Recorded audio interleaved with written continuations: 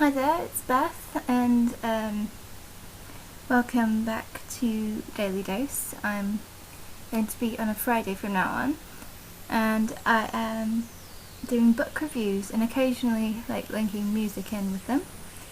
Today's book is going to be The Perks of Being a Wallflower, which is it's an amazing book. It's very hipstery, but apparently I am one, so. Also, there's going to be a lot of pictures in this that are from the film, simply because there aren't that many pictures where it's just the book. And also, I love the film, and Taryn did a review on it, actually, earlier this week on Monday. So if you want to see the review, go to our page and click on Taryn's face. So I'm doing a voiceover this week because we've got no cameras that seem to actually work. Yeah, voiceover with lots of pictures. Woo!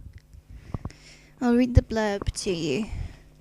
It's actually it's about Charlie. It says Charlie is a freshman, and while he's not the biggest geek in school, he is by no means popular, which of course is quite relatable to most of us out there, I suppose.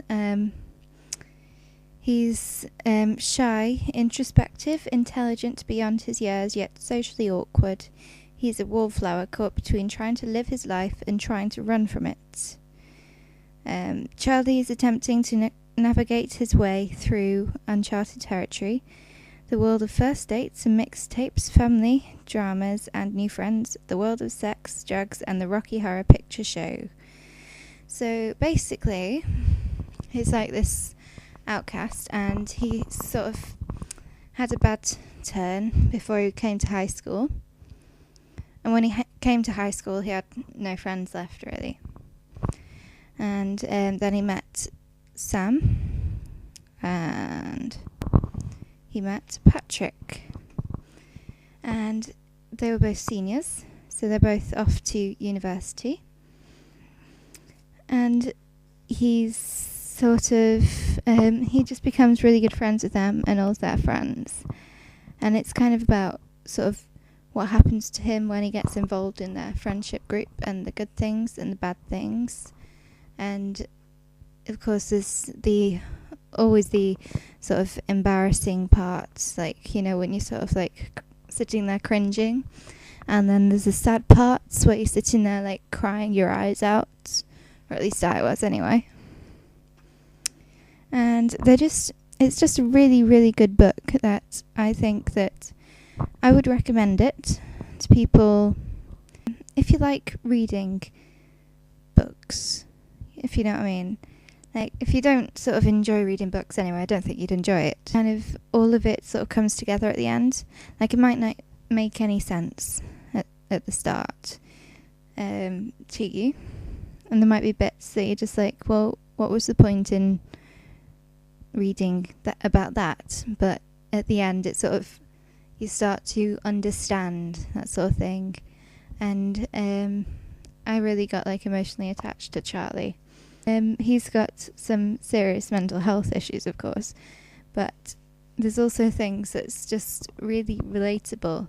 Everything that happens to him is really relatable as well. So whether you've got a mental health condition or not, it's a really good book to read, and if you want to know more about sort of what goes on, if you've got a friend who's told you that they've got depression, that sort of thing, then it might be a good thing to sort of read, to show you that they're still human, And I just think it's a really good book. I'd recommend it to everyone. It's very hipstery. It's got some very hipstery quotes in it. But so if you like an artist who likes those sort of things, I'd read it as well. And I do like the front cover. I've got the one that's a notebook with sort of handwriting sort of all over the front, and it's got its black outline with white paper, orange writing, and then some black writing, and then paper clipped to it is when you go in those photo booth sort of things at the mall or something. Well, maybe the mall or maybe just the shopping centre for us Brits out there. But I definitely recommend reading it to anyone who wants to read it. And even if you don't want to read it, I'd give it a try anyway.